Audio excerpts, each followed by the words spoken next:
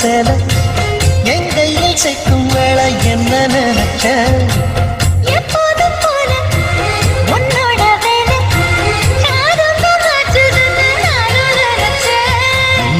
காயத்தை பார்க்கிறப்போ என்ன நினைச்ச நீ நகம் வெட்ட வேணும்னு சொல்ல நினைச்சேன். நாம் பொண்ணோடு ஒன்னாகும் நேரத்தில் உன் பூந்தேகம் தாங்கும்னு நினைச்சையா கல்யாண சொர்க்கத்துல கச்சேரி நேரம்னு கட்டி போடுச்ச நான் கட்டி போடுச்சேன்.